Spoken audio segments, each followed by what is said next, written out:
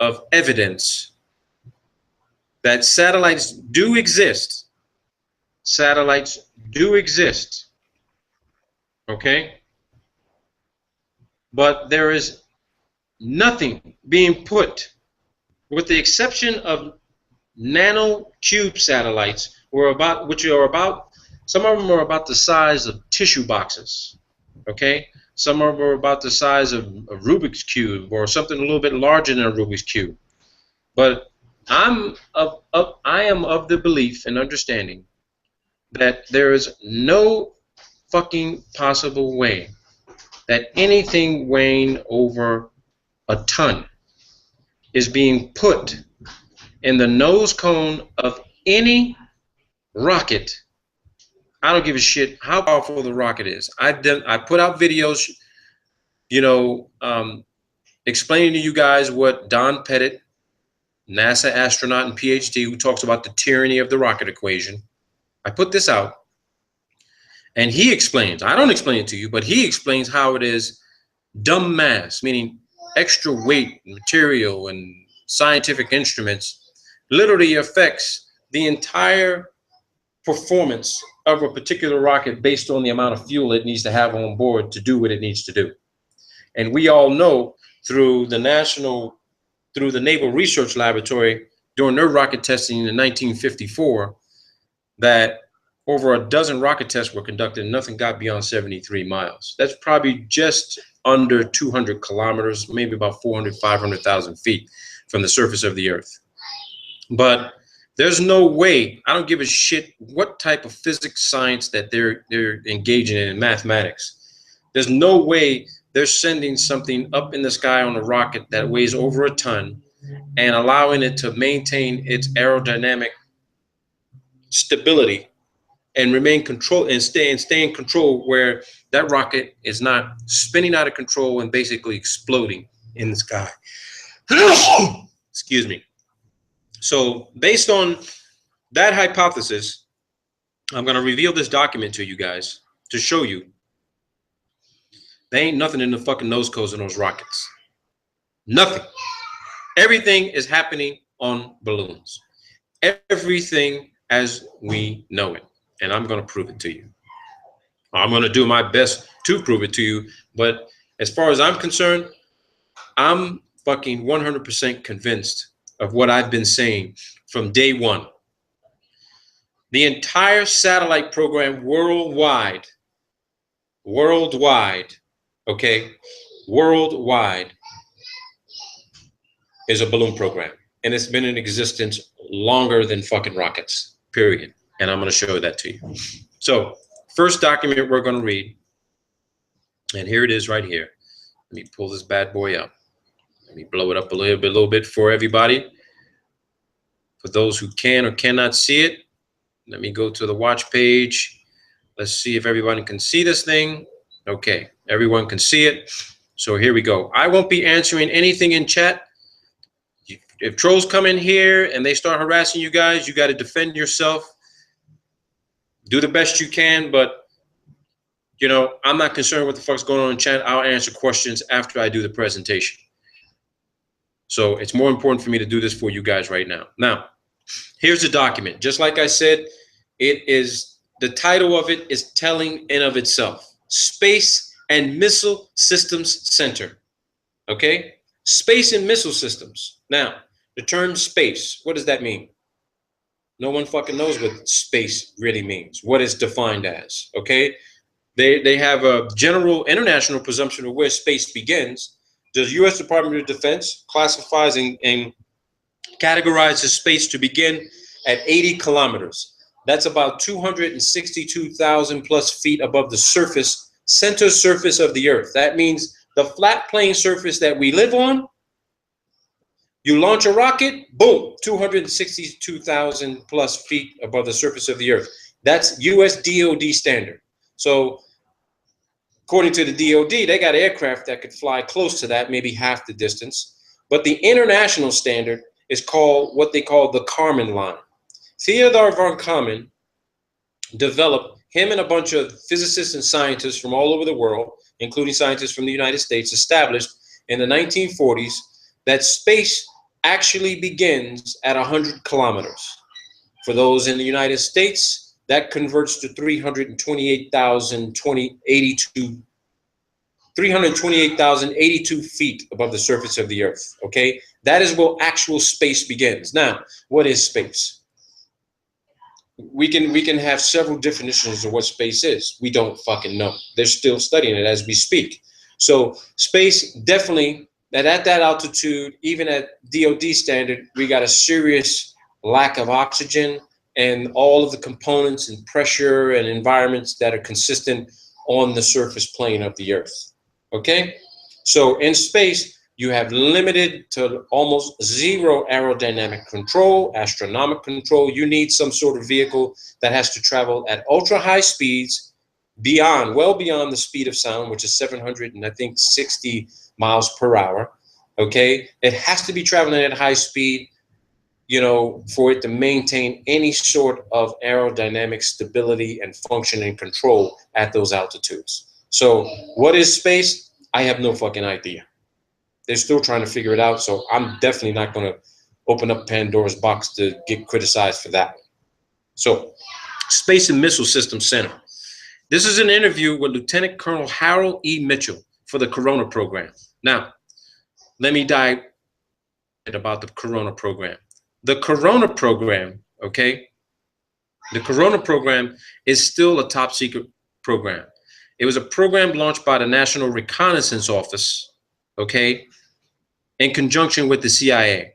It's equipped with some very advanced optical equipment and photographic equipment to conduct mapping and reconnaissance intelligence gathering capabilities. Okay, so I have that document pulled up here for you guys that we're going to reference. We're going to need that program. So this is a letter actually drafted August 21st, 1964 regarding a Corona mission. Now, I need you to understand this. There were several Corona missions. So this is the importance behind proving that this satellite was never launched on a fucking rocket. Okay? They had several missions. This satellite was put up on a gondola balloon. It did its thing for however many days or months, and then it was captured by a C-119 multi-engine turboprop U.S. Air Force cargo plane, specially outfitted to capture this thing to capture it using some sort of tailhook type of device. Okay, so I'm not going to read this entire document, but there's specific sections of this document we're going to address, so I can prove to you guys that satellites are not floating around above 100, maybe 100, 200,000 feet. They are literally 10 to maybe 50,000 feet above the altitude where U2 optimal flight range is. So, and I'll show that to you as well. The technical specs for U2, they can go beyond 70,000 feet, okay? Beyond 70,000 feet. That's not their max operating altitude. They can go beyond that, okay? Now, the reason why I chose this document is for one simple reason, okay? Although this activity occurred between 1954 and 1956, and Corona program is 1958 to 1962, the subject time frame involves about 20 years, 23 years, okay? But look at the date of the interview, people.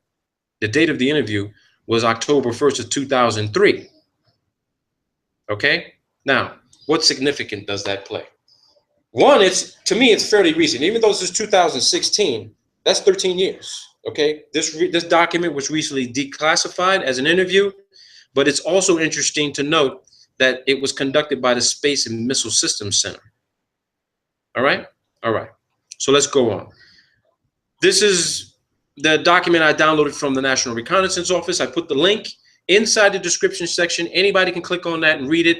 If you want to go along while we're reading this, please do click on the link, open up the document in PDF, go along with me on this so you can help me out if I develop some sort of confirmation bias or I get an episode of the Mandela effect while I'm reading it, okay?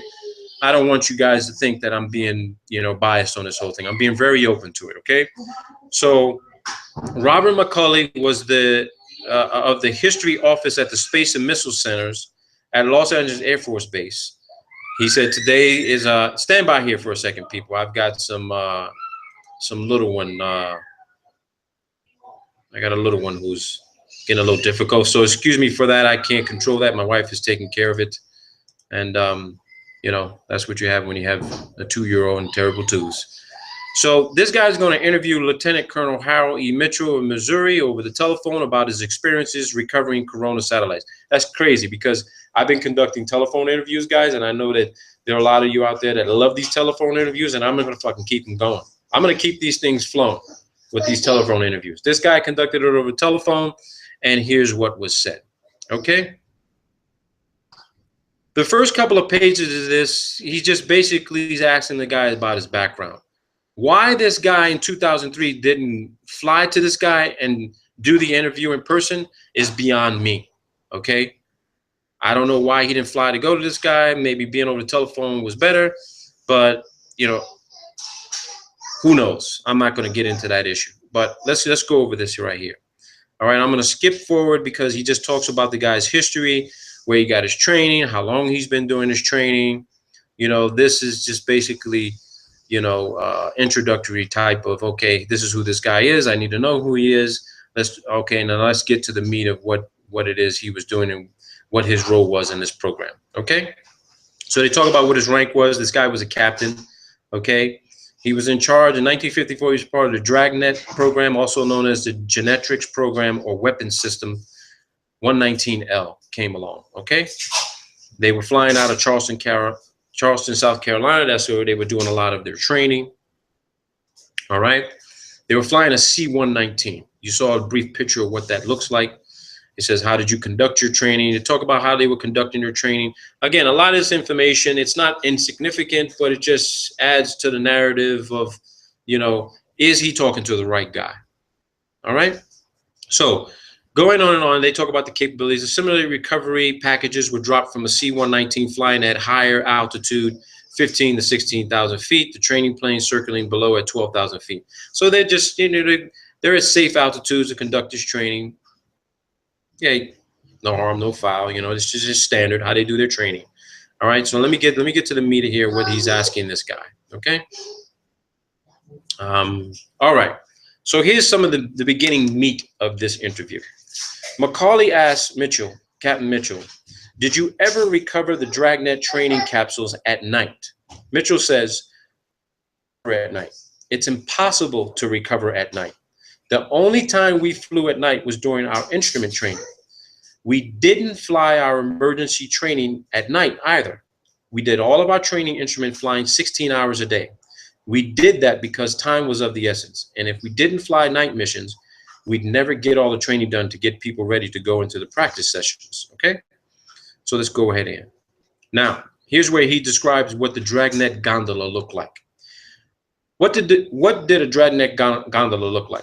Well, we used similar parachutes, except the Corona program or Discoverer program only used one chute. Okay? We used 4 28-foot parachutes for a Dragnet gondola, and they did all of the chute modification at the parachute shop. They would attach 4 parachutes, and these were not reinforced parachutes. They were just to lower the load, the gondola. And you'd attach them to the gondola, and then from the middle of this, on a longer tether, you would have a smaller chute that we call the drogue chute. I think the drogue chute was 100 feet above the 4 descent chutes, and the drogue chute was reinforced. We could make our passes on that drogue chute. Okay? When they say they can make their passes on that drogue chute, you're looking at a 100-foot tether, right? And what would happen is that the drogue chute would deploy. You got a 100-foot of tether. The plane didn't need to come within a dangerous distance of the chute as the satellite was falling from the sky, and they'd have a hook at the back of the aircraft that would fly by and hook this chute. And once they hooked it, they start reeling it into the back of the aircraft. Okay. If anybody's ever seen that, if you can find a video online right now, help me out here a little bit to show what that looks like. Please do post it up, and I can show everybody what that looks like. Okay. So here's some important data. The top of the gondola had a compartment for the chutes and all that stuff. And a lot of it had to be the parachutes, but the whole capsule was 1,450 pounds when it was airlifted. Okay. The capsule they're talking about is literally the satellite. The gondola had now I want you to pay attention to this. He says this is Mitchell, Captain Mitchell talking. Captain Mitchell says the gondola had a huge balloon. I mean, a huge balloon. You could see it at 60,000 to 85,000 feet. Okay. That's what he says. Not only does he describe the balloon, but he accentuates how big the balloon actually was. Now, this supports what I've been telling all of you, that NASA has had a balloon program literally for decades, over as long as they've been in existence. Some of these balloons are the size of a football field. And I don't care if you could use the word football as in soccer or American football or rugby. When you look at the size of a football field, 100 yards long, 50 yards wide, just imagine what that looks like up in the sky. Think about what a balloon that size could lift off the ground. Okay? Now, Macaulay says, did you ever see a Genetrix balloon get inflated and then lift off? Did you see that process? Mitchell says once, but I didn't see the beginning of it. I saw it when it was about 3/4 filled and then the liftoff. Now, this was only in the training phase of our operation in the summer of 1955, and that was done in Denver, Colorado at Lowry Air Force Base. The one that I watched launch, they had to put the capsule on a forklift, and I imagine this was done before the balloon was attached and inflated. At any rate, they started their inflation, and then as the balloon got full enough to support itself and go airborne, they'd run down a taxiway with the forklift, carrying the gondola until the balloon had enough lift to get the gondola airborne. Now, I want to show all of you what that actually looks like in real time. Now, when I say real time, okay, when I say real time, I'm talking to you, this is a launch that had already occurred in Antarctica. Okay, this is a launch that already occurred in Antarctica, and I'm going to show it to you.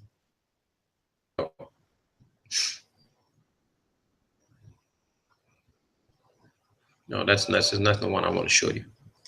That is not the one I want to show you. There's one that I do want to show you. Yeah, bear with me here for a second, people, because it was a minute long and I forgot to put the link in the description section. So just stand by here for a second. Bear with me. I don't want to make these presentations too long. I want to give you a month here. Stand by. Okay, here we go. This is what I want. What I just read to you.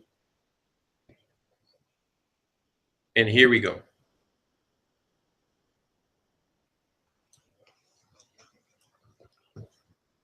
I just read this to you. This balloon launch took place in Antarctica, and it's an 8,000 fucking pound telescope satellite. There goes the mountains in the background. Here's a visual description of what I just read in that document.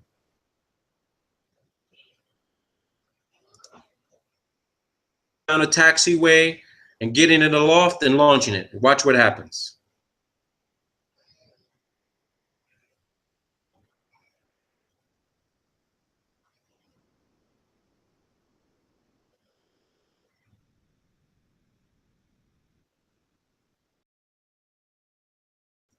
If you like apples, how you like them fucking apples? That's 8,000 fucking pounds, people. 1,000 pounds. That dome on the top is actually where all of the radio equipment is installed so that a C-130 can communicate with it. It sends off a signal so that when these aircraft are in the air, they can detect the signal while it's up at 85,000 feet, 100,000 feet. Today's balloons get to about 130, 150, 180,000 feet, okay? And at nighttime, when the helium air is cooled down, the balloon drops in altitude about 10,000 feet, maybe 5,000 feet. And then when the sun shines back up on it again, that hot helium air expands and the balloon raises in altitude again. So you have this oscillation of losing altitude, gaining altitude, losing altitude, gaining altitude. Now, for anybody that hasn't paid close attention to what the ISS is doing, the ISS is doing the same fucking thing that balloons do. And I'm going to prove that to you as well, that the ISS, if it exists, which now I'm of the conclusion that it does exist, that means that the ISS is up in the sky. It's not at 245 miles. It's within, say, 150, maybe 250,000 feet. And it's oscillating just like these fucking balloons. Okay? And to prove to you where that site location is, this is Google Earth Pro. This is December 15th of 2009. Okay? This is Antarctica. Antarctica people. On the other side of Antarctica, so do this. I've shown this before on another channel. This is the launch site for the balloons. It's called the Wallop program. All right? The Wallop program. Based on the satellite imagery, okay, you have these large cranes out there, okay, the launch site for the balloons. Further proof that they're using aircraft to capture these things down in Antarctica. This. Here goes your C-130s, C-7. These are your C-130s. These are your C-119s. Turboprop planes. And if anybody wants to say, oh, well, they're using this to transport people back and forth. Yeah, they are using people to transport back and forth. But guess what? These are also specially outfitted aircraft that literally recover when they intentionally burst the balloon. It comes down on a drogue chute, and these aircraft fly at 20, 30,000 feet, and they go and grab this fucking thing. Right there. There's your aircraft. 5. You have a 6th over here. This is for crew transportation, but these big boys right here, these Hercules are the ones that are recovering 8,000-pound fucking satellites.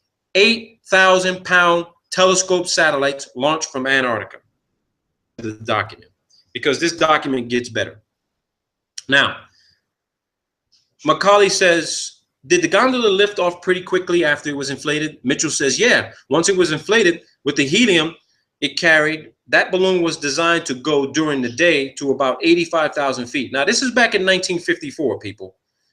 Today's balloons get, well, almost 3 times this altitude, okay? Maybe 2.5 times. As nighttime came and the gas cooled down, it would come down to around 60,000 feet to 65,000 feet. So it dropped almost 20,000 feet in altitude in the evening time, okay? In the evening time. So I want you guys to picture this, okay? There are people online who they're so in love with NASA, they will tell us, all these trolls will say, no, I've seen satellites myself. They'll say, no, I've seen satellites myself. I've seen it in my telescope. I've seen the Hubble. I've seen the space station. I've seen a satellite pass over. Okay, I'm going to agree. You saw the Hubble. You saw the ISS. You saw whatever satellite they might have put in orbit. But guess what? It's not in fucking space. Because space is classified and defined at 262,000 feet, and the international line is 328,000 feet. So there ain't no fucking way you're looking at anything at fucking 200,000 feet. You're looking at the Hubble and the ISS floating around in the fucking thermosphere, moving at high speeds, because the hot air up there moves at high speeds, very high speeds. How fast those speeds are, who knows? But we know this for a fact. The higher you go, the faster you have to go, right? The higher you go, the faster you have to go if you're using an aerodynamic vehicle, okay? That airplane has to be aerodynamically structured and sound and built so that it matches what NASA calls the linear aircraft model, right? You got to be flying at high speeds beyond the speed of sound. But with the situation with balloons, this guy actually describes how some balloons got caught up in the jet stream back in 1954, and they lost fucking track of them. They just flew away to another country. He describes that. So if the Hubble is up there, it didn't launch on April 24th, 1990 in the fucking space shuttle weighing 27 fucking thousand pounds. Okay? It was launched just like you saw that 8,000 pound satellite, which was literally probably about 2/3 the size of the Hubble, and was launched on a balloon, period. Now, Macaulay says, do you know how long the balloon floated over the US before they were usually recovered? Mitchell says, it varied with the flight path. We tried to recover them before they left the continental limits of the United States. We had one balloon that went into the jet stream and flew east during our training period. I believe that it took off in July 1955. We deployed an airplane and he went to Goose Bay, Newfoundland, refueled and headed for the Azores. I believe there were another one or two airplanes from other squadrons too. He says the balloon was finally terminated someplace over the area of the Azores. I don't think that capsule was ever recovered. I couldn't say for sure. Macaulay says recovering a Discovery parachute must have been easy compared to a dangerous gondola. Mitchell says it was. Discovery was much easier once we resolved the problems and they designed the right parachute and equipment to recover it with. Actually, when you do area recovery every day, it's a piece of cake, easy. It was fun. Each recovery aircrew had to aerially recover 5 dragnet parachutes after we'd complete our area recovery phase. We went up to an airfield at Georgetown, South Carolina. Ground crews would use drums of water to simulate the gondolas for surface recovery. Okay, let's go on here. So let me see here. They're talking about how they lost a crew. Let me see here. They talk about how they had an airborne security team, but there's something else interesting here I want to show you guys. Oh, look what he says here. He says, during the genetics program, we operated under the Strategic Air Command.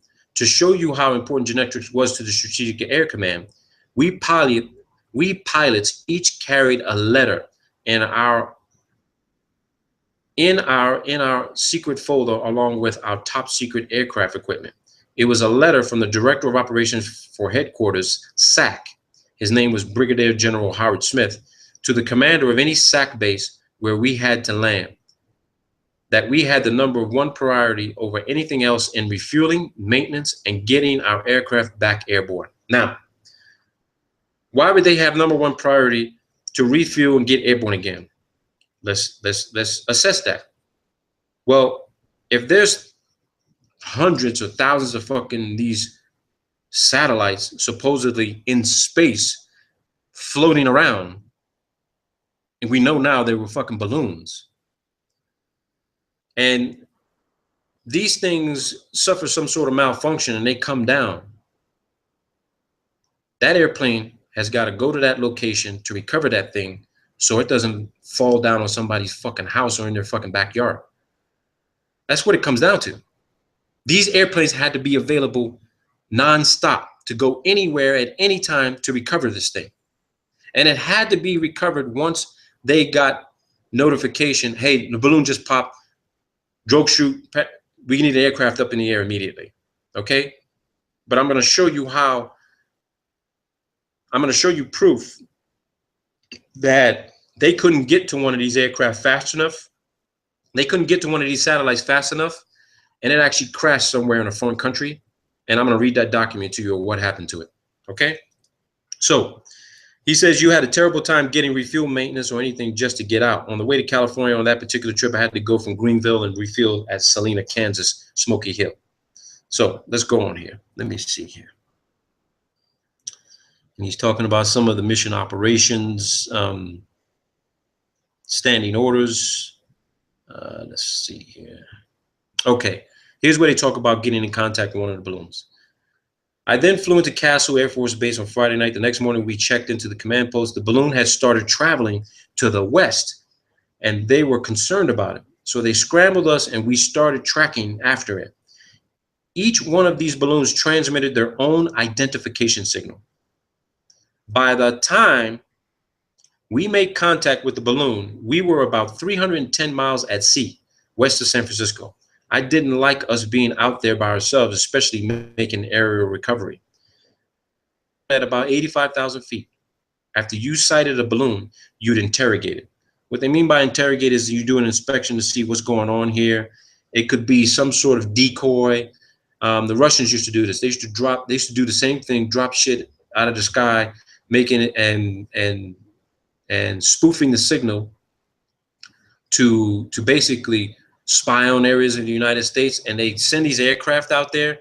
The U.S. would send their aircraft out, and they'd have to inspect it to see what was really going on, if it was really their equipment or somebody else's equipment. And let me tell you what the Russians used to do.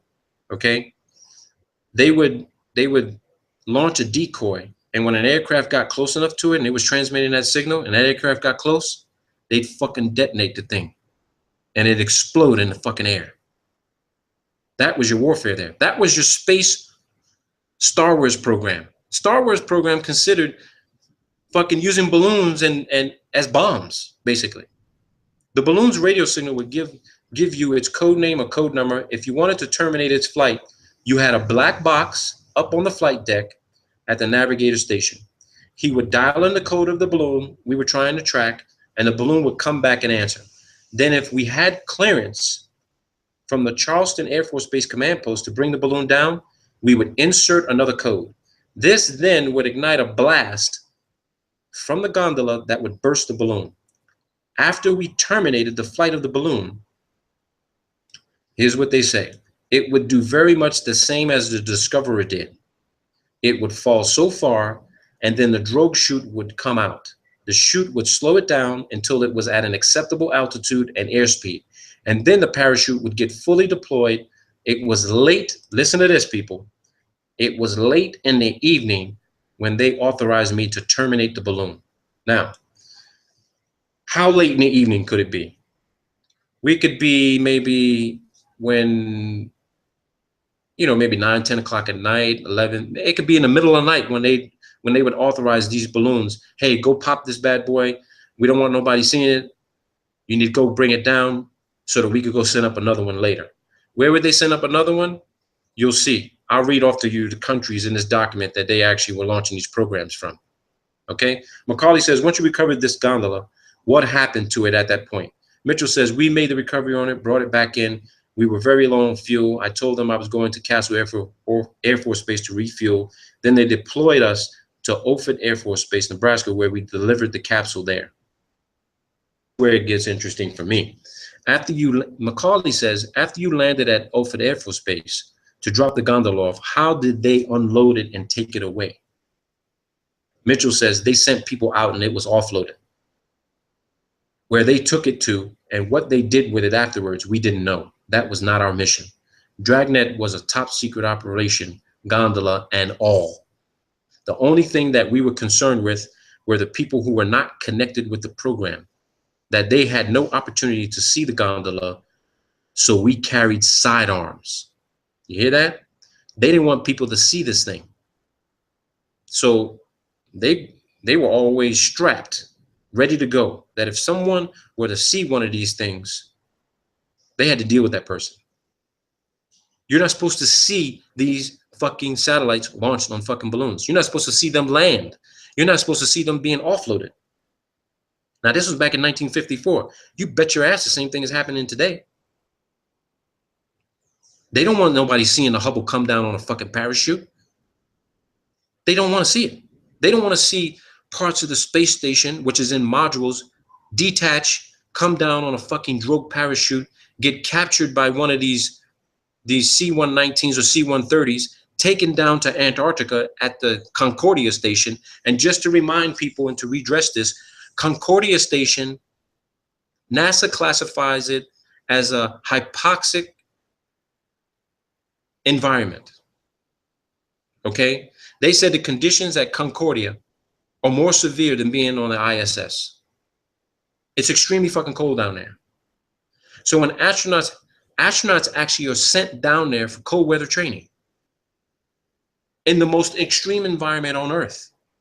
They said it's more extreme than being at altitude.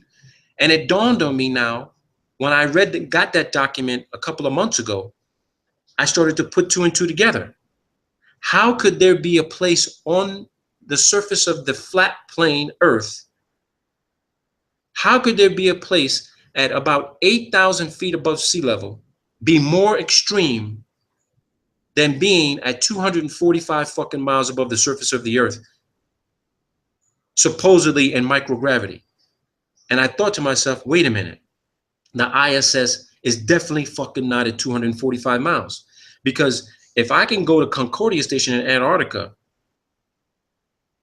and literally be in worse conditions than being on ISS, then ISS conclusively has to be around 150, 160,000 feet on a fucking balloon. Let's keep going on.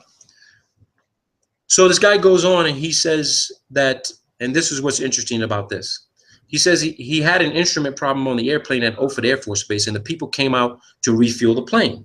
I filed to come back to Charleston as soon as they offloaded the gondola. This was on a Sunday morning, and I'd gotten in there late Saturday night. The base operations officer said he was going to come aboard. He wanted to check Form 21A, which is my maintenance form. I lost an inverter, and I had a bad generator, but I didn't want to fool around and stay at Offutt Air Force Base on a weekend trying to get it repaired. So while this guy's at this base, this captain, okay, some lieutenant colonel, he says he was a lieutenant colonel, and he tried to come on board our airplane. And here's what happened.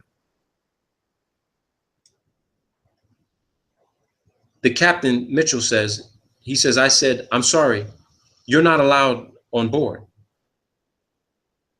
This lieutenant colonel stepped up the ladder and started explaining that he was a Silverleaf, a lieutenant colonel, and I was wearing tracks, a captain. About that time, he heard the rifle bolt of a carbine slide home, loaded to ammunition. My crew chief was standing there with his carbine down at his hip, so the lieutenant colonel decided not to come on board. He decided prudence was better part of valor. So you see that? This guy's a captain. He tells a lieutenant colonel, sir, I'm sorry, you can't come on board. I'll come down to show you my Form 21A, but you can't come on board.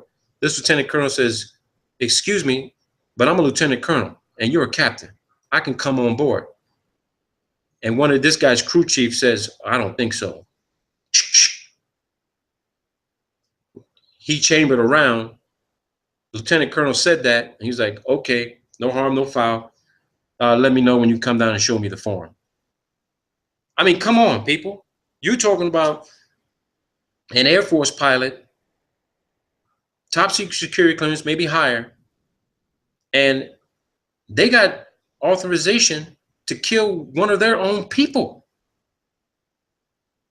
if security is breached. This guy's not even supposed to know what the hell is inside that aircraft. They were ready to shoot him. That's what you got to deal with. So, and Macaulay says, did the Genetrix gondola drop a capsule like the Discoverer did? Mitchell says, no, the gondola hung below the 4 27-foot, 24-foot chutes. When you shoot the balloon down, all these parachutes packed on the top of the gondola deployed. The gondola would start then falling to the earth.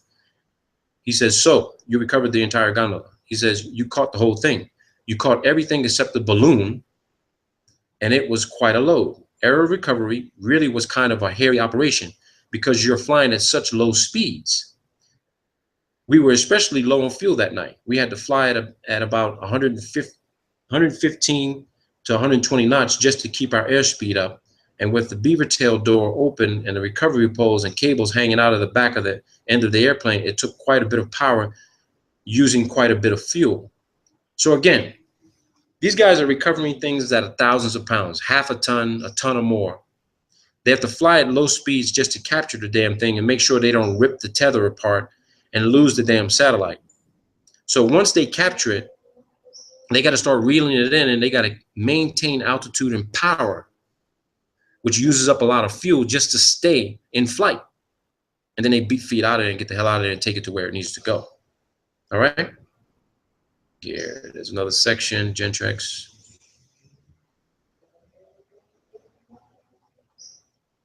I want to take you to the part where they talk about U2, the U2 program. Because this also is proof to support what I've been saying about the U2 program being the replacement for the US satellite program. Okay? The US satellite program. Let me see here. Okay.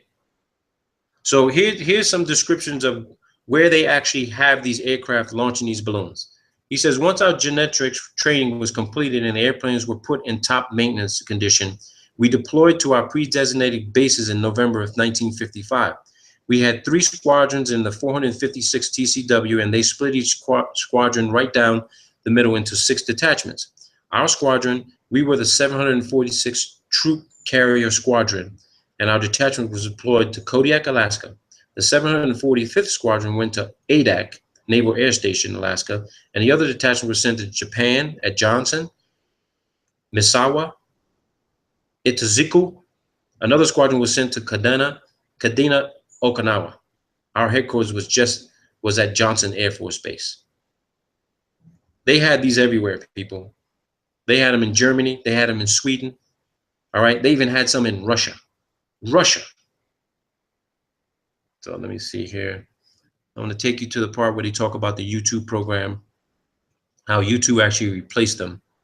Let me see here. Okay, here we go. They said that night the winds got up to, this is when they were in Alaska, he says the winds got up to 100 miles an hour. It sandblasted the airplane, absolutely sandblasted the paint off of it. About the 1st of April, the U2 started flying, so our missions were over about the 1st of April, 1956. Okay? I'm going to show you Lockheed's site so we can look at U2 and do a little brief technical descriptive analysis of U2.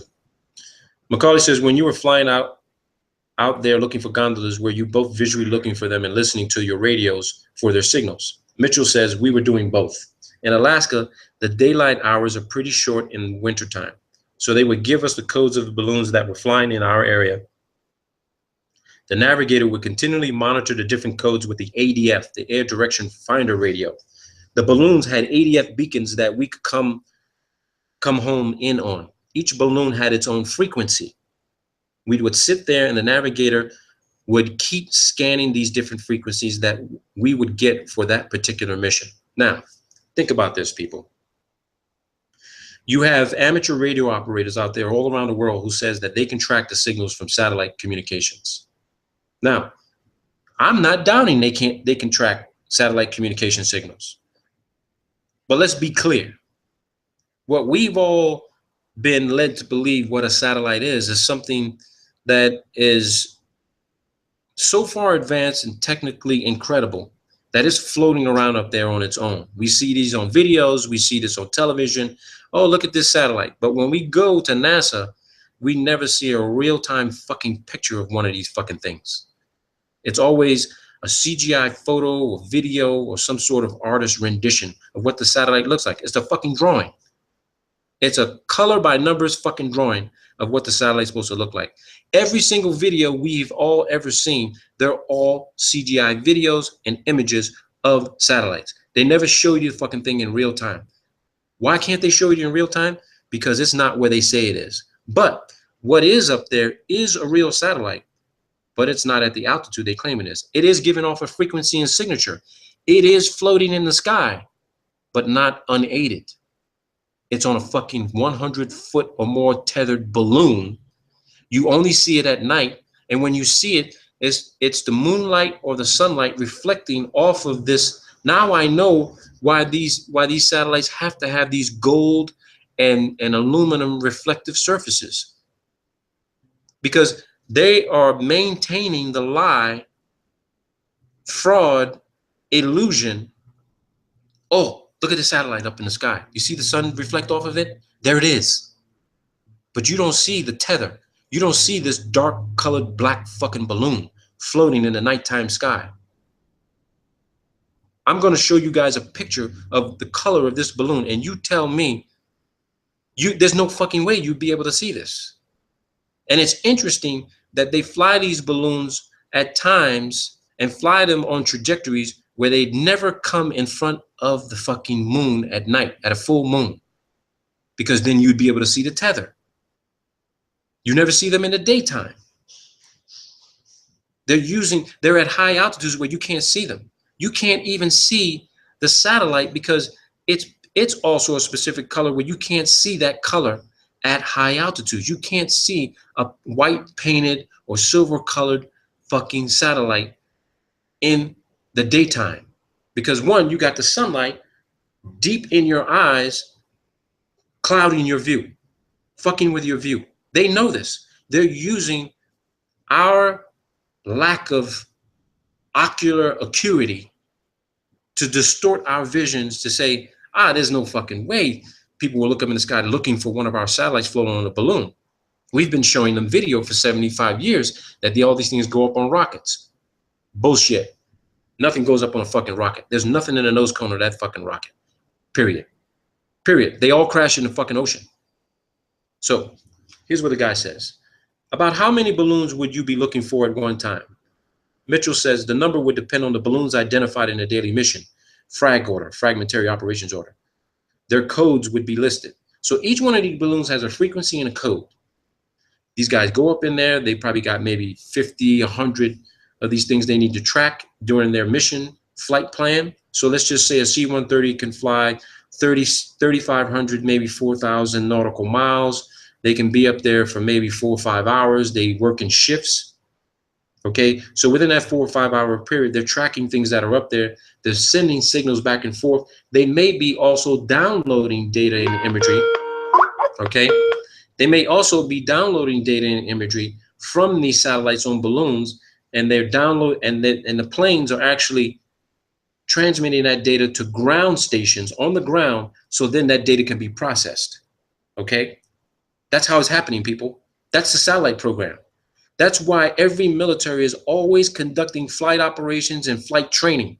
They're not training operations. They're training operations disguised as real fucking satellite recovery, data transmission, and data recovery missions. That's what they are. When there's military aircraft in the fucking air 24 hours a day, 7 days a week, all over the world, period. Here's what this guy's saying. As I say, on occasion, we heard them, but we couldn't spot them. It was our thinking that, and the reason why they couldn't spot them, because look where these aircraft are flying. Their max altitude of a C-130 is maybe about 45,000 feet. Maybe some can go to 50,000 feet. When they do their air refueling, they're at high altitude. So these balloons are actually floating almost maybe 50, 60, 70,000 feet above where they can see. So of course they can't see it. They would need to wait for it to start dropping down to anywhere between 15 to 30,000 feet. Then they can spot the fucking thing because they'll see the drone chutes deploy. This guy's saying, I think it was 10,000 feet the beacons would continue to function. We thought that they went down and were in the snow in the Brooks Range or some of the other mountains up in Alaska. He says, did your unit tell you the purpose or the mission of the Genetrix while you were doing this? He says, yeah, we knew. The balloons were launched from Norway. Look at this, people. The balloons were launched from Norway, Denmark, West Germany, and I think some from Turkey. In the winter, February of 1956, there was an article in Time magazine about the Russians complaining about our overflight of the Soviet Union with these balloons. Holy shit, people. I mean, really. The Russians were complaining about the US flying over the Soviet Union with balloons. If you go back to fucking CIA declassified reports, the CIA unequivocally says that they were fucking conducting satellite fucking imagery of Russian fucking troop movements, missile launches, facility development. And here it is. We find out from Mr. Air Force Lieutenant Colonel Mitchell, the Russians were complaining about overflights of the Soviet Union with balloons. They had any number of gondolas stacked in the Sperodonivka Palace driveway of Foreign Ministry. Molotov. It was just unbelievable. He had many of them. What they're describing here is this. The Soviets ended up capturing a shitload of these fucking balloons the US was sending up in the air. And they would literally send their aircraft up to capture them and bring them down. Now, you got to think about this, people. This is fucking incredible. This is absolutely mind-blowing. You're trying to tell me that we've been spending trillions of fucking dollars for over 60 years for a fucking satellite program they claim is going up on a rocket, and it's just a fucking balloon you can buy from a fucking hobby shop? Oh my God. This is incredible. An interesting fact, the airplane I flew during the Corona program had many recoveries of balloons than any airplane in the 456 wing. It was flown by Captain Slaughter Mims. And I think Slaughter recovered 3 balloons near Japan. He got more than anyone else. Slaughter had a lot of success. And he's describing the same aircraft that this guy flew. Okay? And they're talking about how perfect the airplane was. Let me see here. Where else? What else? They said some interesting stuff here. Talking about the Loadmasters. Okay, here you go. This guy, Macaulay, says, how successful was the Genetrix program? Mitchell says, none of the pilots associated with the project was ever permitted to see any of the Genetrix film that was recovered. The film was stored in the vaults at Air University at Maxwell Air Force Base, the last I heard. I was at Air University Film Library in 1957, and I asked if I could see the film, but they wouldn't let me because I didn't have need to know about it. Outwardly, I understood that it was a fair success. We knew more about the Russians than we would have without Genetrix. It wasn't good enough to continue with in conjunction with the U-2. It was like the U-2 wasn't as good as Discoverer. I have a document and a study on Genetrix done by a gentleman up in Minnesota. It gives the number that was recovered. A lot of the gondolas went into the water and were never recovered. They had a saltwater plug in them that dissolved when the plug came in contact with the water and eventually sank the gondola. That's what they say. That's what they say. Now, get this. Macaulay says, did the public ever see the Genetrix gondolas and think they were UFOs? Mitchell says, I never heard of any reports of that nature, if there were any. There could have been. I don't know. You know, it's been so long since that operation. I don't recall any newspapers that might have said that they were UFOs. I know you could see the balloon. Listen what he says. He says, I know you could see the balloon very easily from the ground. It looked, here you go, people, smoking gun. It looked about like a silver dollar during the daytime because you couldn't see anything attached to it. You see this for yourself, people. He said you could see it from the ground, and it looked like a silver dollar during the daytime because you couldn't see anything attached to it.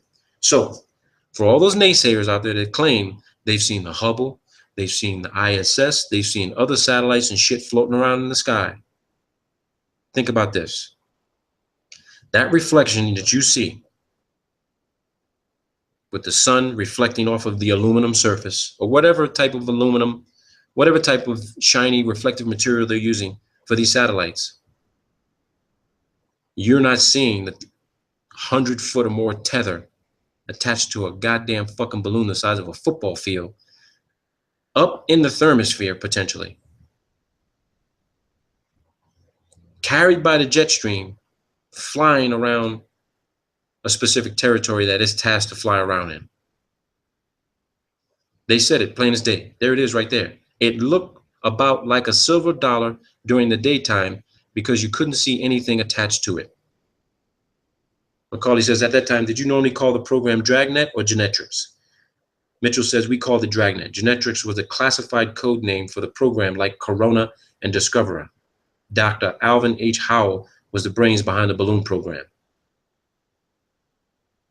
There you go. So this document goes on and on and on. He talks about a whole bunch of other shit after that. But what I want to show you is this.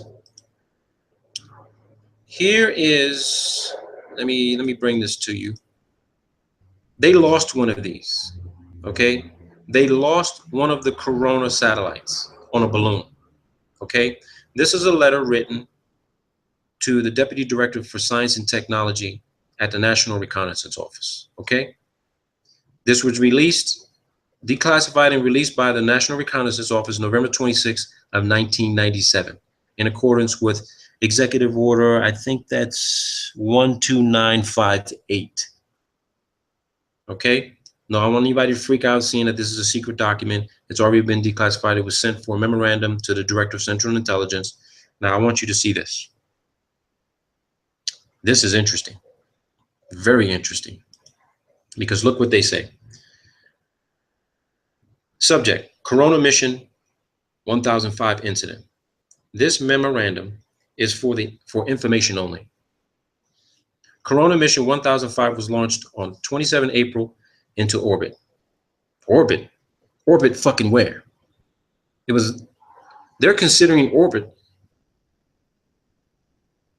to be space. We know it ain't fucking space. All right? But that's moved. Let's continue on.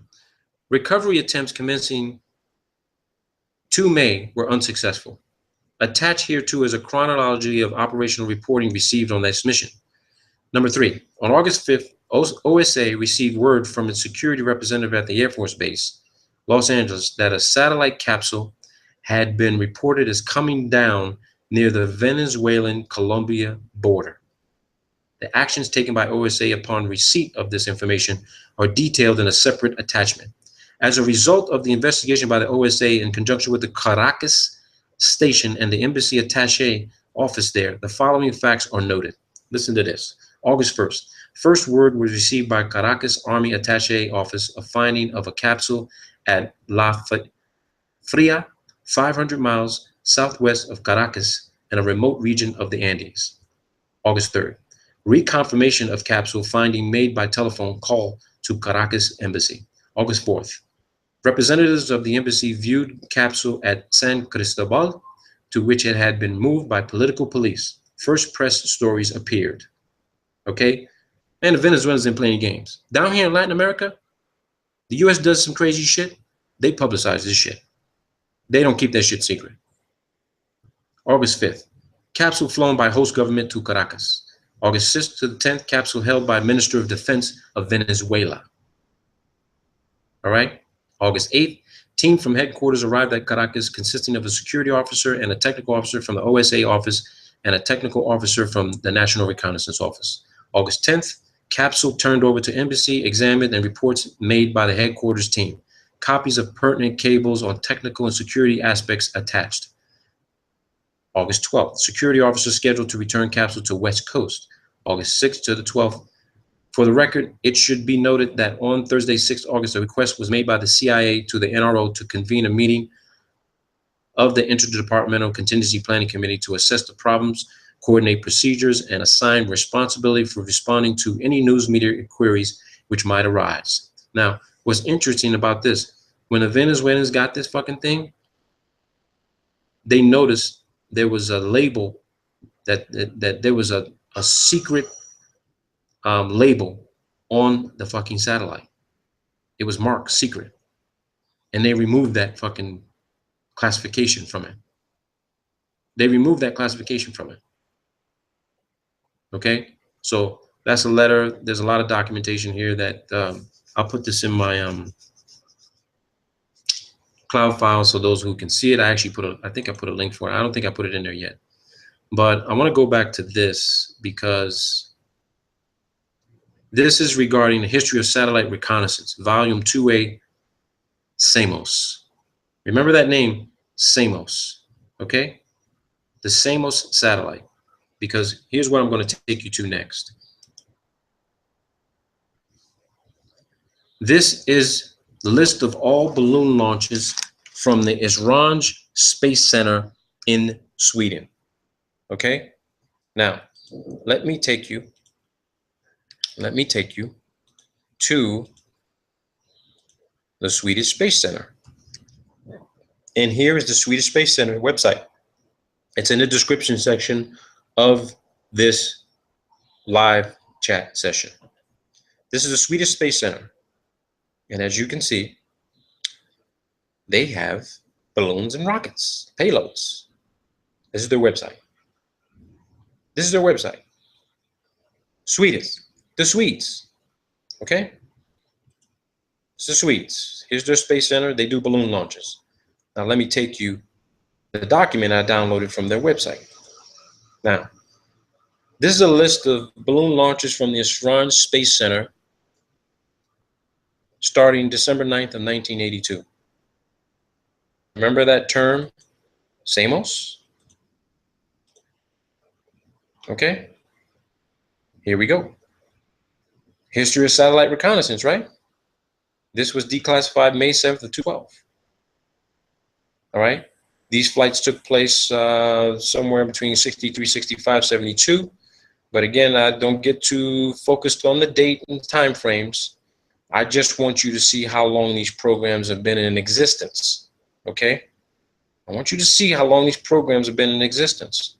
You can read these documents for yourselves. We don't need to keep going through all this stuff together. I put a lot of this shit out for you people so that you can see this. You see they talk about weather satellite program, mapping satellite program, realignment controversy, new directions in satellite reconnaissance, okay? But let me take you to this document, which is very important, from the Swedes. This is not US oriented. I got this from a foreign country, okay? So you look at some of the launches. These are balloon launches, people. These ain't fucking rockets. It says it, list of balloon launches. So I want to go down this list and I want you guys to see something very, very fucking interesting. It may shock a shitload of you. It should shock fucking all of you. It didn't shock me because I've been known about this program for a long time, okay? And I want you to see something important. There's going to be some things here that you may see that are going to catch your eye, all right? Because I want you to look. You see the campaign, you look at the payload, all right? You got campaigns and payloads. And we're not going to go through all these codes, but you're going to see something that's going to catch your attention, all right? We're going to keep going through this, all right?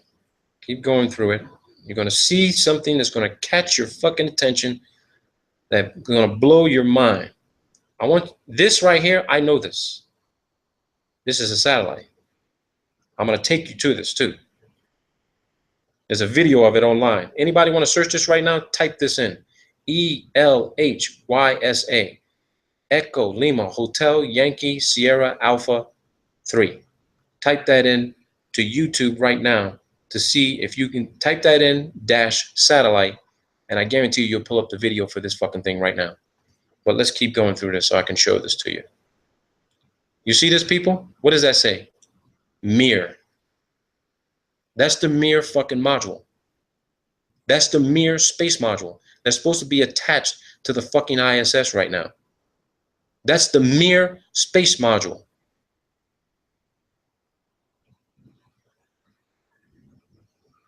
February 24th, 1997. Here goes another one. Mir. March 17th, 1997. Mir. Okay? I want you to see these things. All right? I want you to see these things. Let me take you to another one here because there's let me hang on. Let me see. Here we go. Two more. Mir. February 18th, February 19th, 1999. Mir. It's the Mir space module, people. On a balloon. The Mir space module on a fucking balloon. The ISS does not exist complete the way they show it on television. Here goes another one. Mir on a balloon. What they are showing you of the space station is a fucking computer generated image. They are not showing you the complete fucking module put together, flying at 17,000 miles an hour for fucking 15 years. Here you go. Look at this. Support Mir. They sent up a support balloon to resupply the Mir on a fucking balloon. On a balloon, people. Look at this. Orion payload. Look at here. Inmarsat. You want to know where your satellite phone communications come from? Fucking balloon. A balloon, people. A balloon. I'll supply this document to whoever wants it. Here we go. Inmarsat test. Balloon. If you were to take time to search every single one of these flights to match it up with a particular rocket launch that they claim this fucking thing was on, I guarantee you, you will be able to compare it with this Swedish Isran Space Center balloon flight list. Balloon flight list. Balloons, people. That's your program. It's always been your program. Look at this. Mir short duration. Mir VLD. You got two VLD. Look at here. More Mir. This is in 2002, people. 2002. For those in Europe, you ever heard of Enviasat? Look at Enviasat. Enviasat. These things are supposed to be testing the atmosphere for particulates and, you know, for pollution control.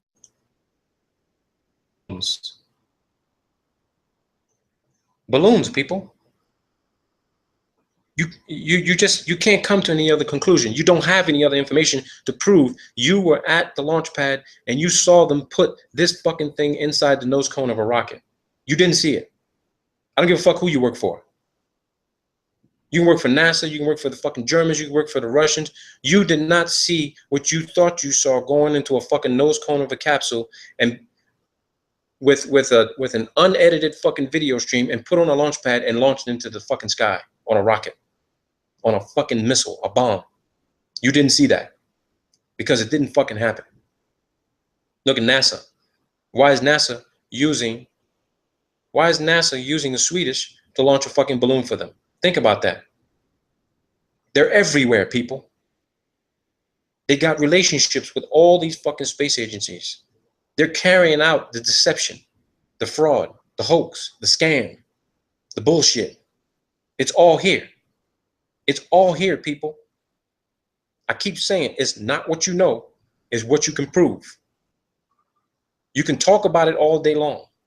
You can claim this is your theory, this is your hypothesis. You ain't got no documentation to fucking back it up. You just want to show some bullshit video and you're not a videographer and you don't know how to do video analysis. You got to get the documentation. And here's the documentation right here. NASA, 2011, LED, ESO, high wind.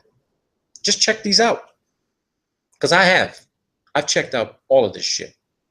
NASA, 2003, 2013, Sunrise 2. Look at that. Balloon. Balloon, people. That's a complete list. It goes all the way to 2014. 2014, people. 2014. There you have it. There you have it, people. I don't know what else to tell you. I really don't know what else to tell you. Here goes another fucking balloon launch. Check this out. Just check this shit out. Check this shit out. Another satellite being launched from Antarctica. Check this out. You're going to love this one. That's Antarctica, people. Remember how we saw that circular launch pad? The bulldozer is smoothing out the ice and snow. Look at this.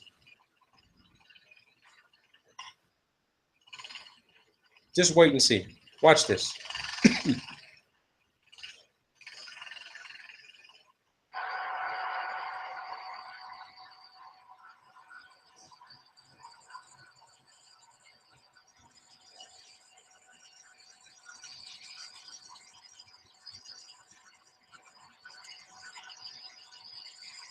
This is McMurdo Station in the background.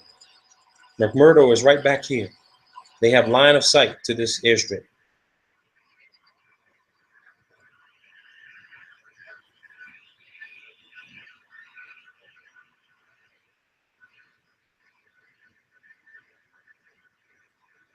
Just look at this.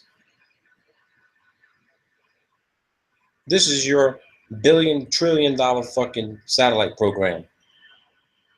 A goddamn fucking balloon. A balloon, people.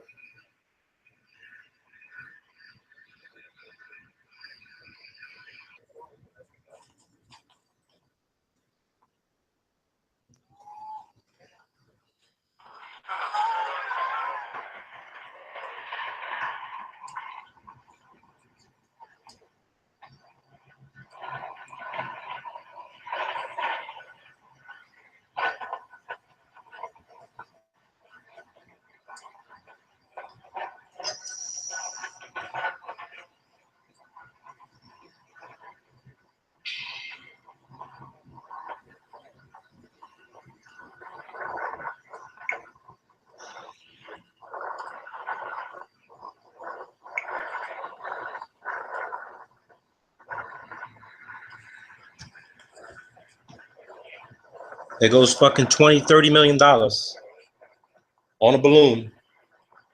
It's not inside a fucking rocket nose cone. There you go. Woohoo! Woohoo! Yay!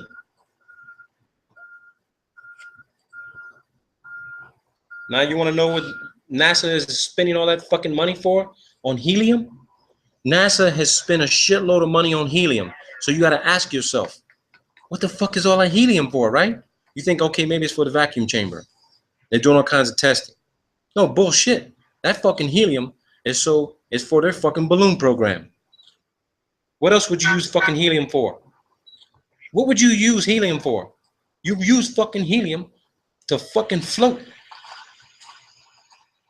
It's at 18,000 feet right now. Come on, people. This common sense. This common fucking logic.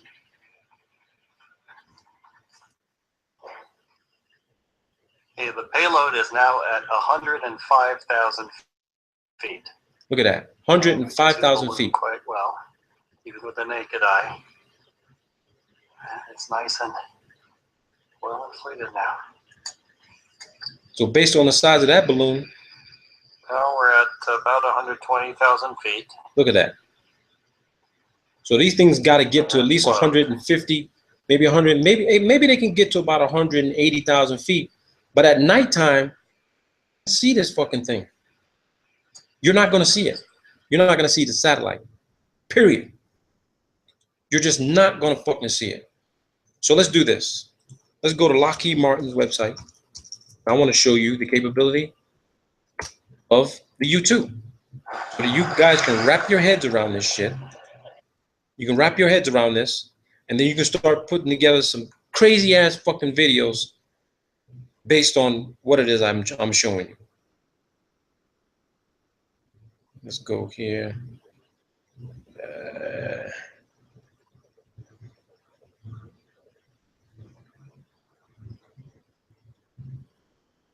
Aircraft. So let's go to aircraft. Lockheed Martin's been doing this shit for a long time in NASA, man. Long time. Long time, people. Very fucking long time.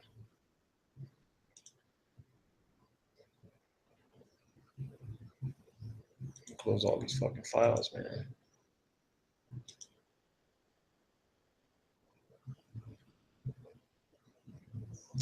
Come on, man. Okay. So we're going to go to aircraft. So let's go to the U-2 Dragon Lady. Now, I know I said some things before that there's a possibility they were projecting holographic images to make you think that you were seeing the ISS up there. Like I said, my thinking, my analysis is dynamic. As I start finding more and more information, I change that shit. But I found out today that this new piece of technology put on the back of the U2, that's for fucking satellite transmission and communications. This is your fucking satellite dish. These things are flying up in the air, acting as satellites. Okay? Acting as satellites, people. And let me see if I can go to the product card. YouTube product card. Let's see. Let's go to that.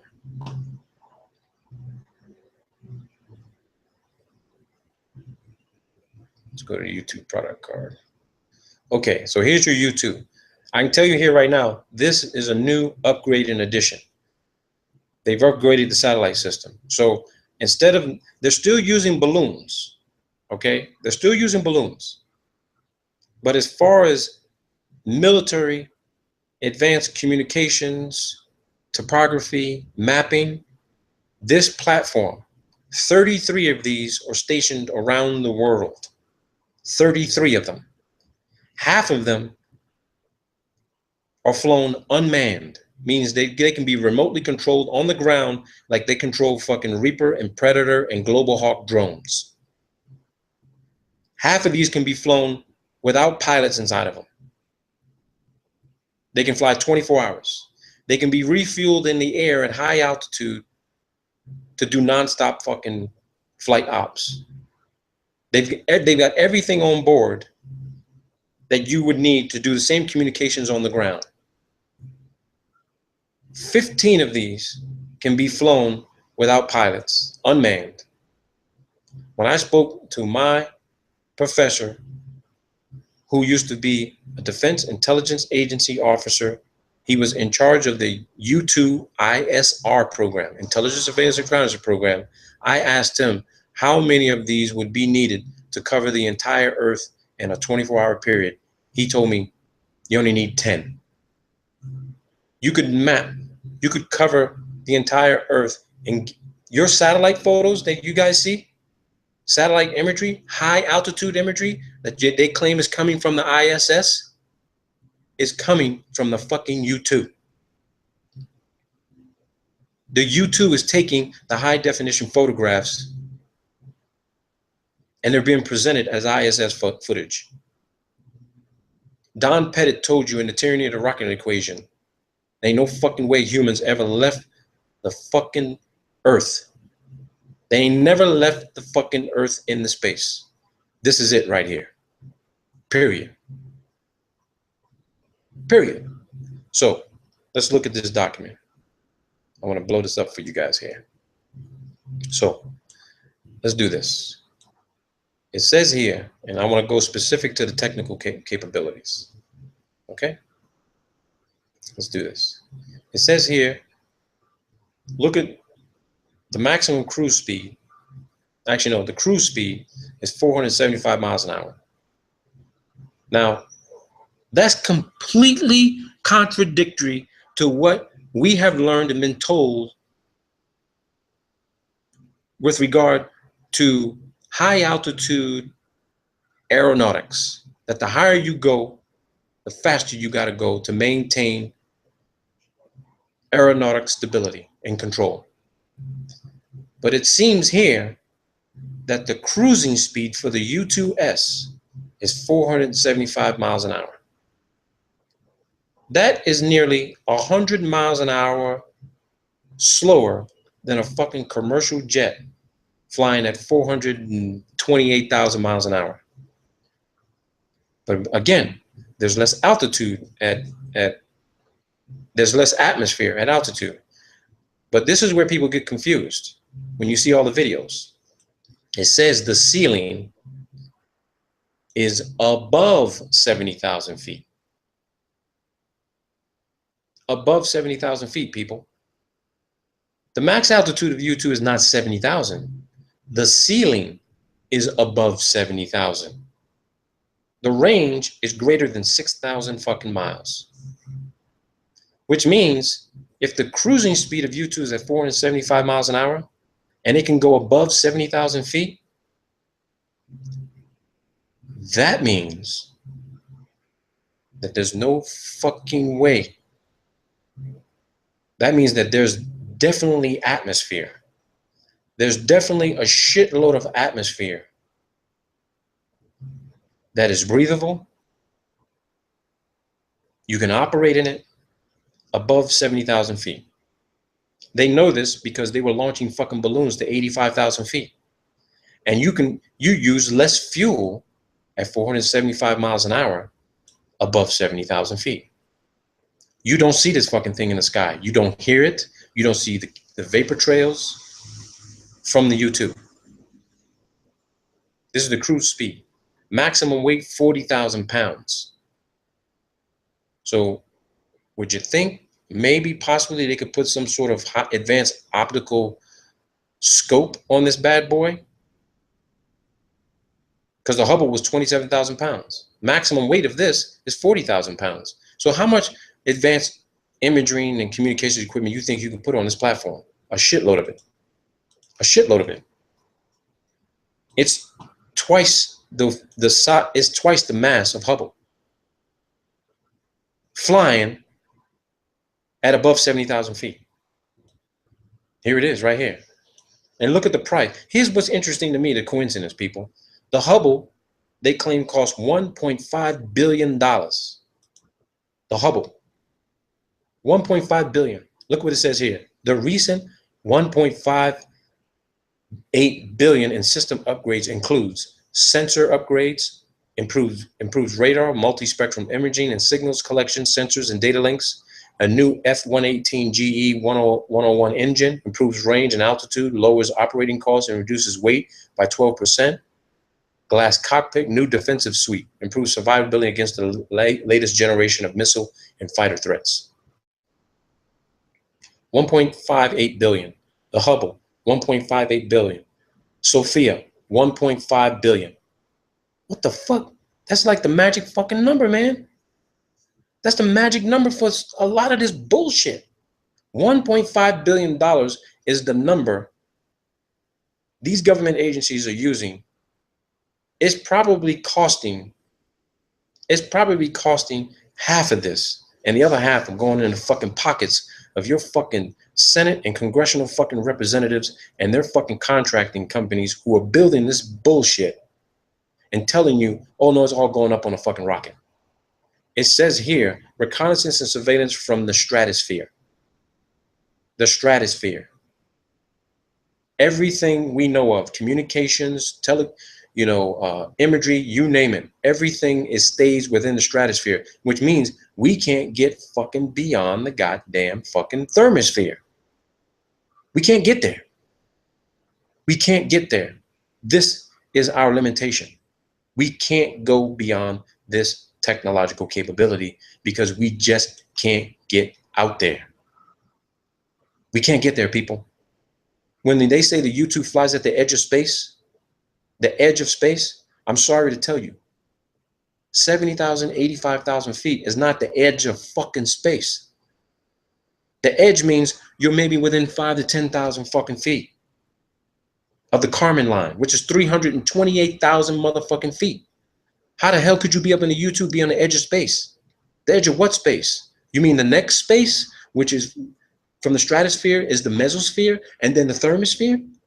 Because maybe they're on the edge of the mesosphere. Or they ain't close to the thermosphere because it's too goddamn hot up there. It's in excess of 500 degrees Fahrenheit. You honestly think that this aircraft will be able to fucking withstand those heat temperatures? Look at the SR-71. They tried to take it up there, and look what happened to it. Fucking, you had fuel lines fucking melting because of the heat, the high heat, and the speed. I do believe you have to fly faster the higher you go, but we can't do it. It's that simple. It's that simple. To me, it's that simple. It really is, people. To me, it's that fucking simple. That's the presentation, people. That's the fucking presentation. Yeah.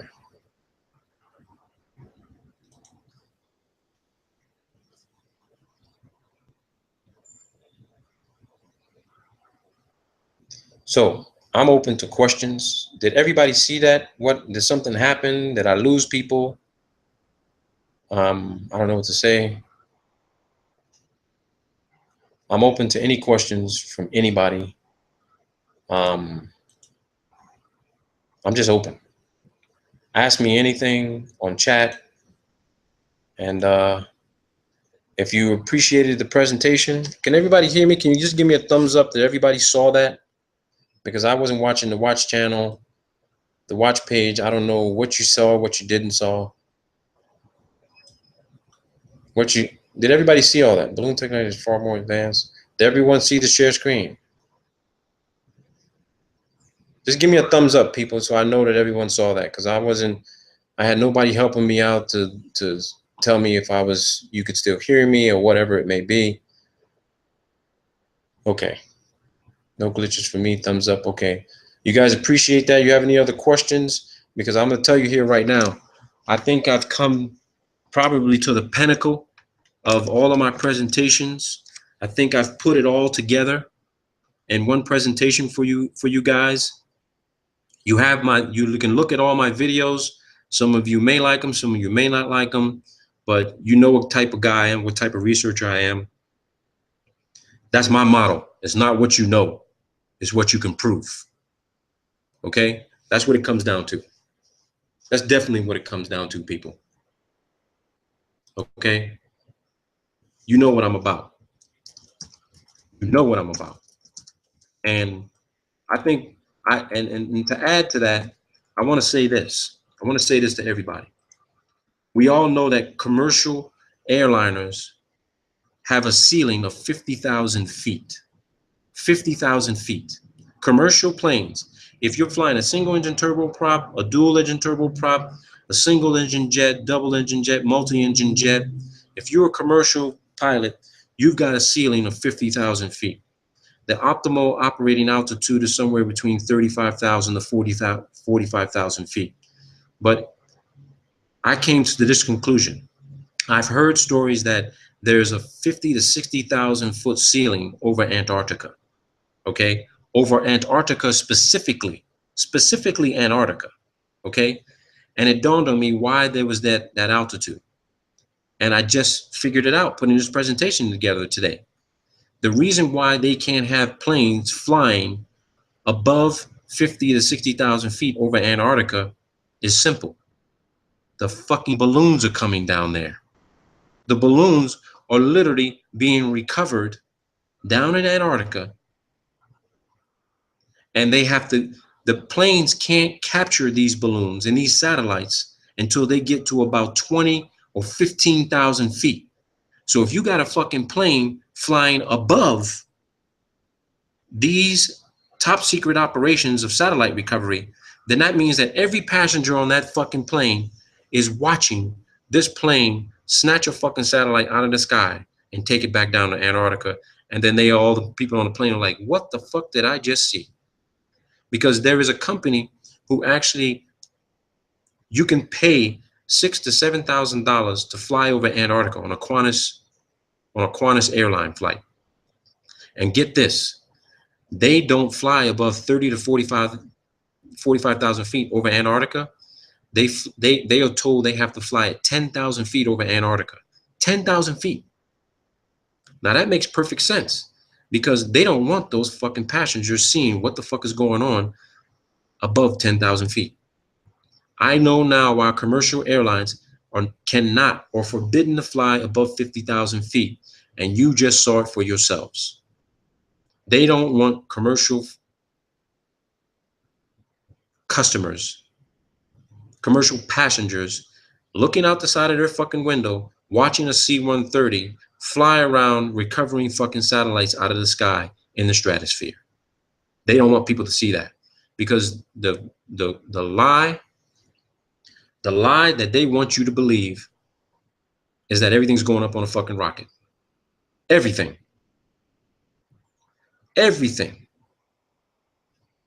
Everything's going up. The Chandra telescope is a fucking on a balloon. And Justin, if you want to help me, let's fucking find it. I guarantee you, if it's up there right now, it's going to come back down soon, which means that it came down, it was captured, and they're going to service it and send it fucking right back up. See, here's the thing, people. I've been in the military, and there's redundancy in the military. Redundancy. When you set up an operation, when you build a piece of equipment, you don't just build one. You build two. Because if one of them fucking malfunctions, you need the backup.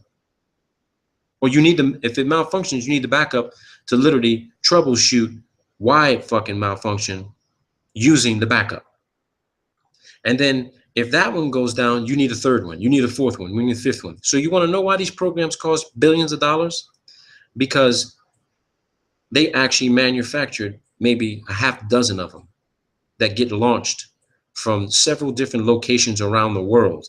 So when you're looking at what you think is the real-time view of ISS moving around the fucking planet right now, you're looking at several different versions of the ISS floating around. Period. Period. That's what you're looking at. They've got multiple assets up in the sky floating around on fucking balloons. Now, I want to go back to an issue. And this is the issue I want to go back to. The ISS. I'm going to pull that up. No, here's the thing. You guys can do it. I want you to go to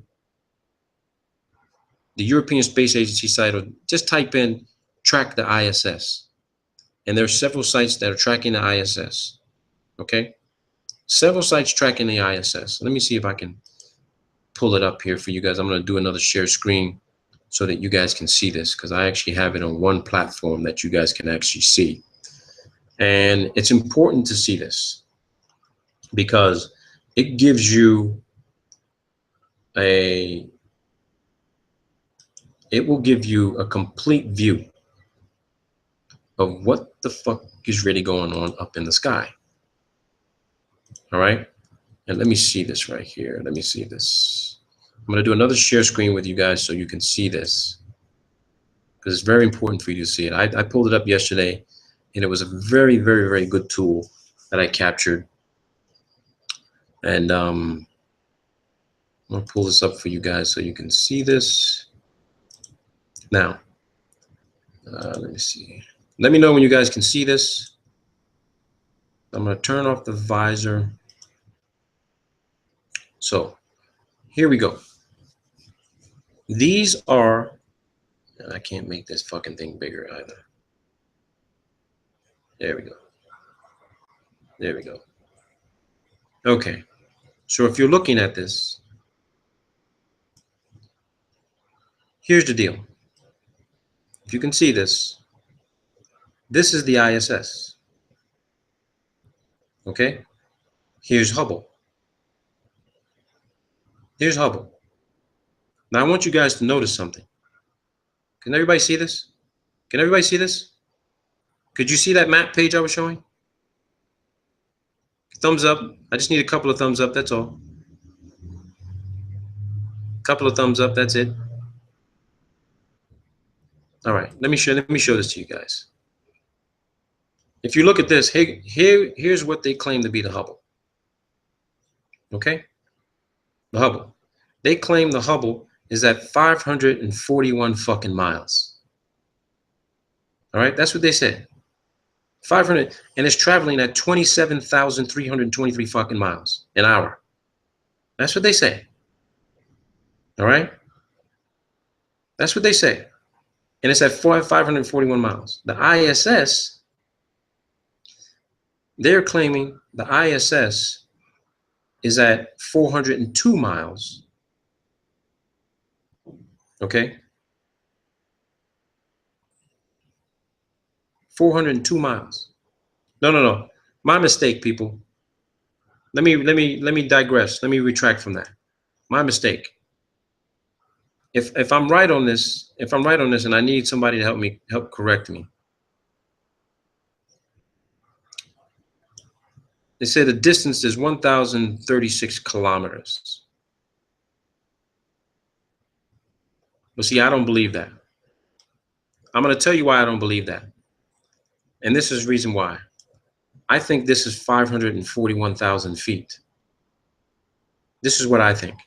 I think this is 5,405. I think this is 541,000 feet.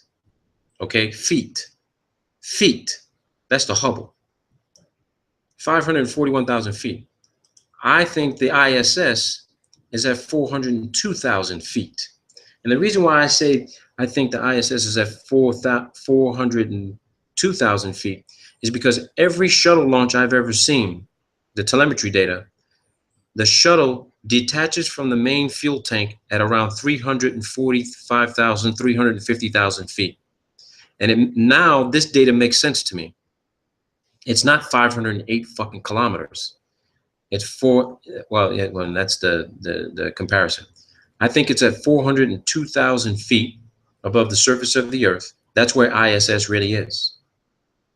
And Hubble is about 100 miles away from it. But if you notice, right, these fuckers, if this were timed correctly, the ISS should come within range of Hubble. You guys want this website address? It's satview.org. Satview.org. Okay? Satview.org, tracking satellites. Use this platform. Use this platform based on the data that I provided. Satview.org. Look where the ISS is. Now I want you guys to notice something, people. You notice how the elliptical orbits, they come back down to Antarctica? You notice this? You notice how they all slope back down to Antarctica?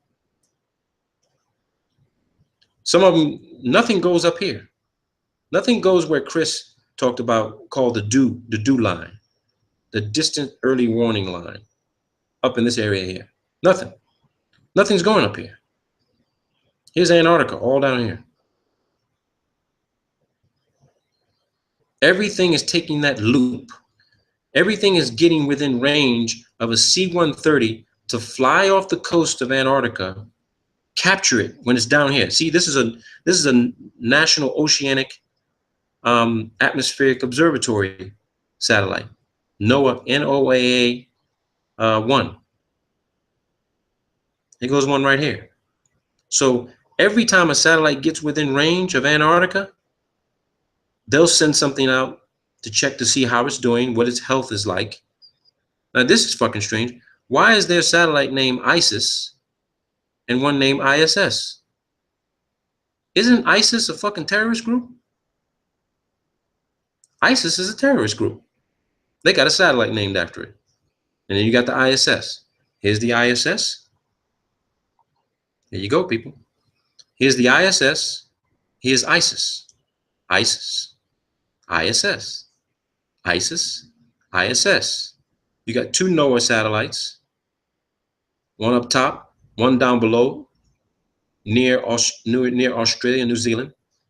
You got those aircraft flying off the coast. Boom, let's go get this bad boy. Let's go get this bad boy. Let's go get Tiango. This is a Chinese satellite. They ain't gonna go snatch this bad boy. I think they're snatching fucking people's shit out. And you see, the US actually complained about Russia developing a space defense capability. Space defense capability. I'm gonna tell you what they're complaining about.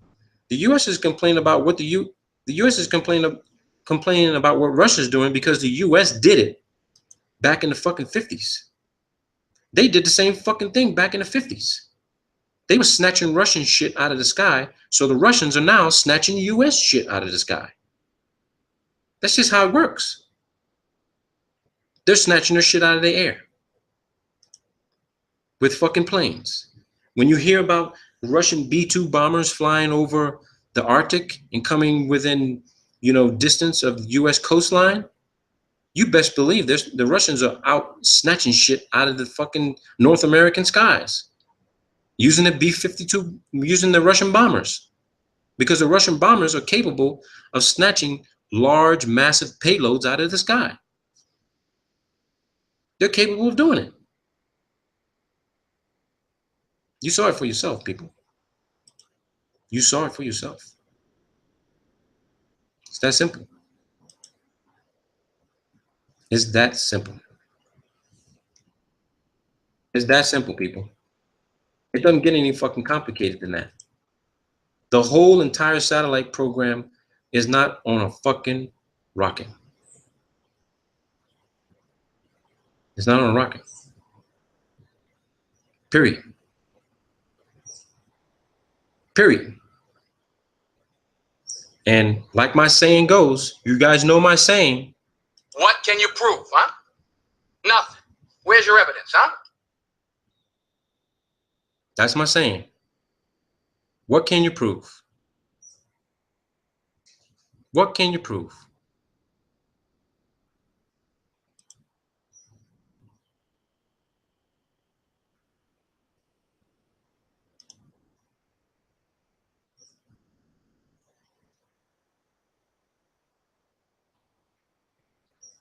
I don't know what to tell you, people. Don't know what to tell you.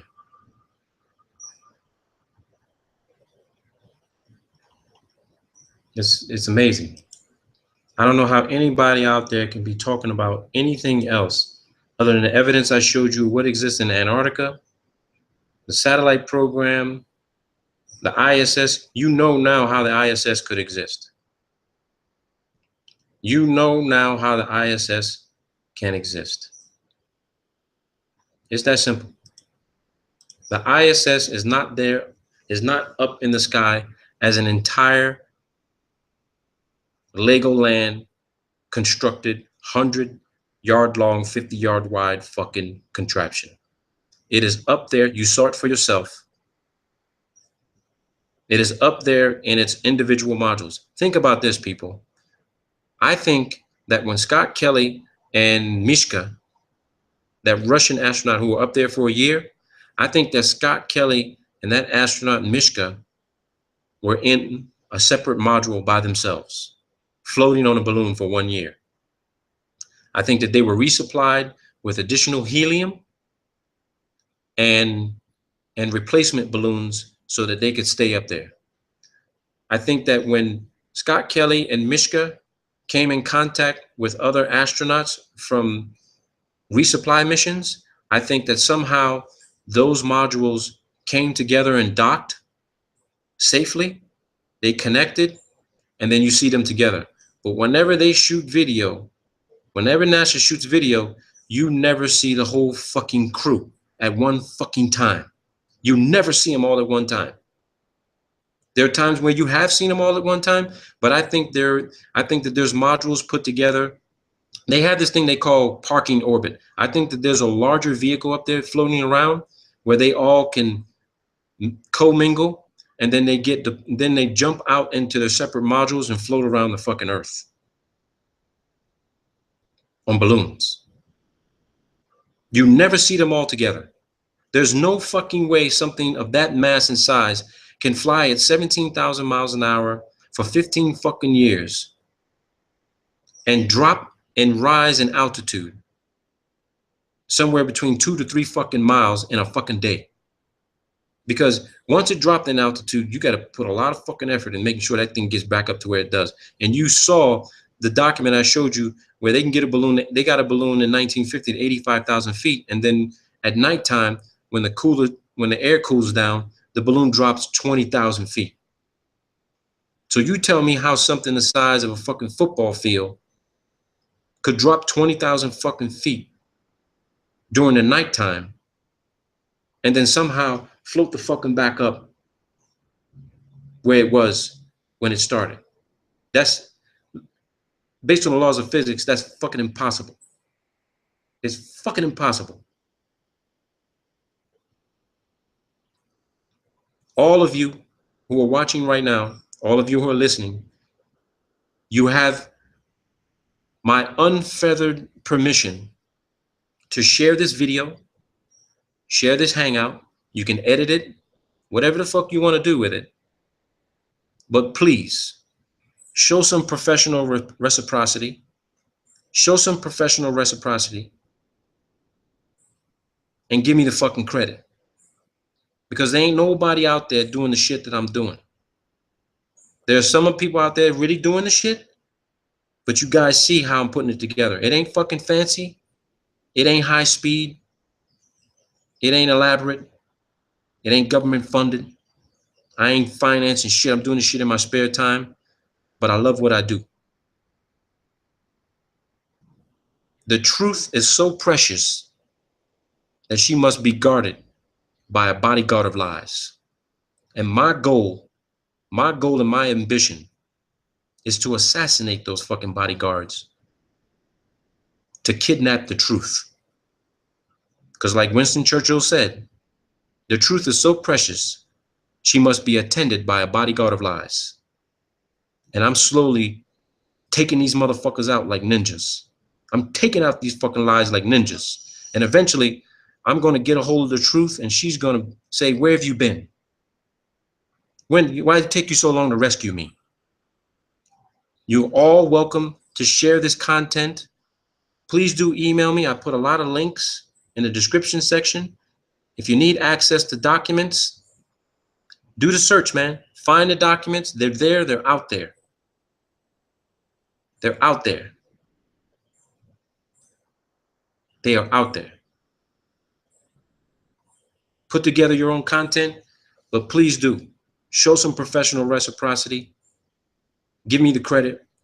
I'm not looking to be famous. And to be honest with you people, I don't give a fuck how many subscribers I got, how many viewers I got.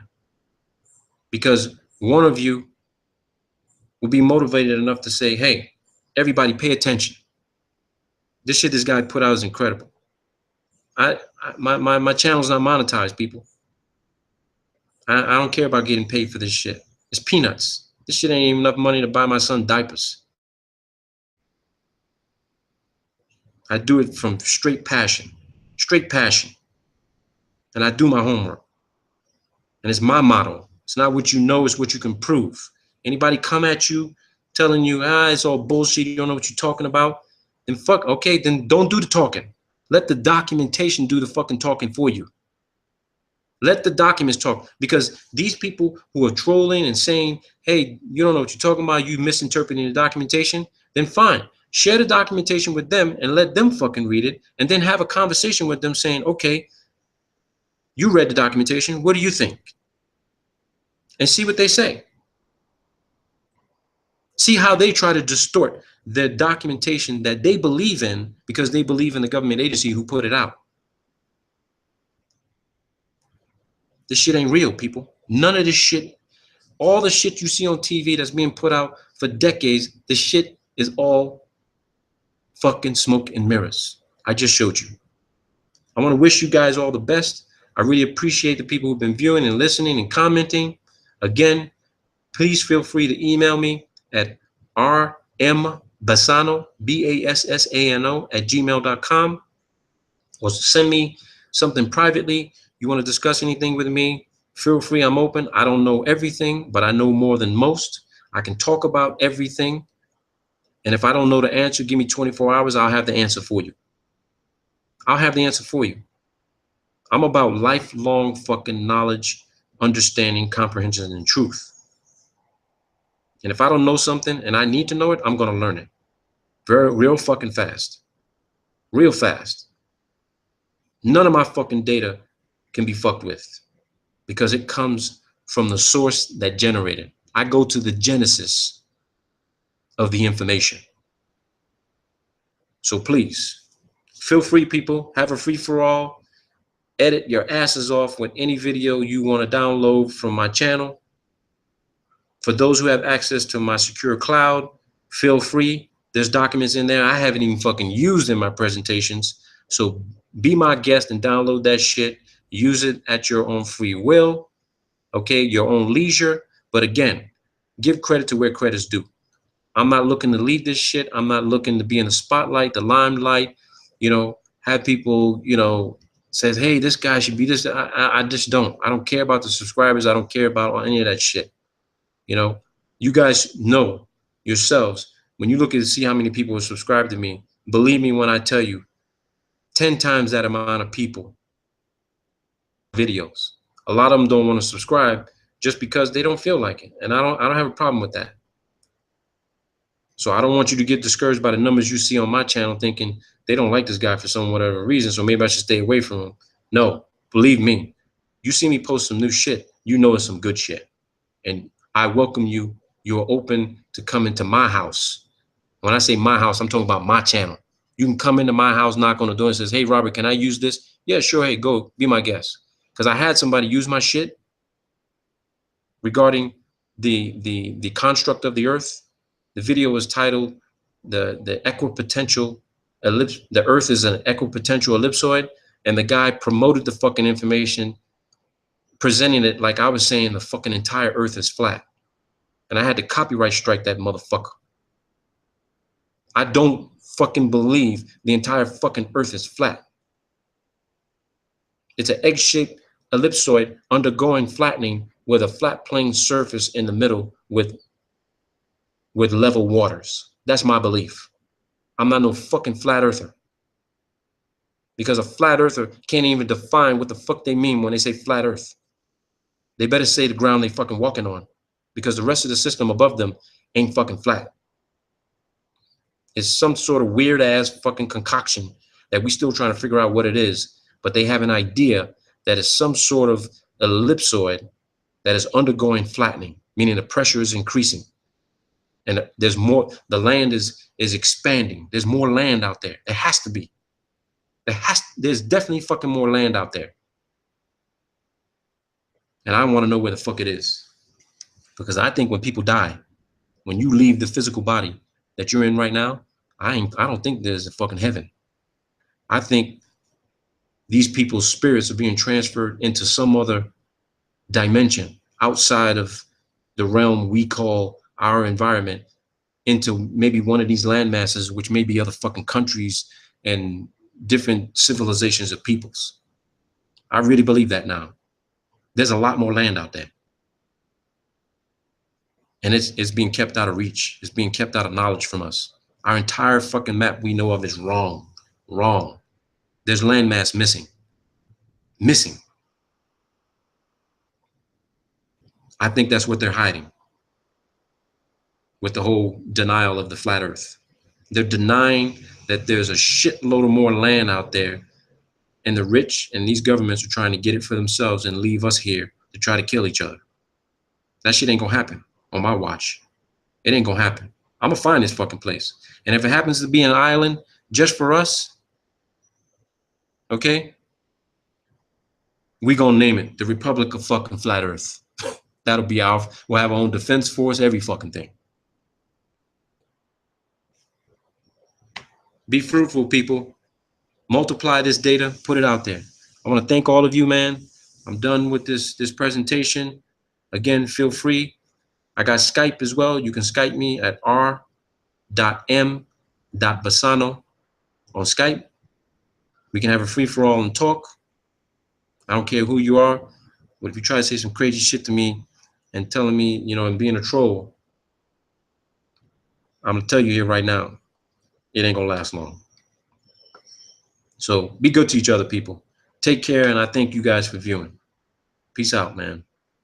Again, it's not what you know, it's what you can prove. Have a great Sunday.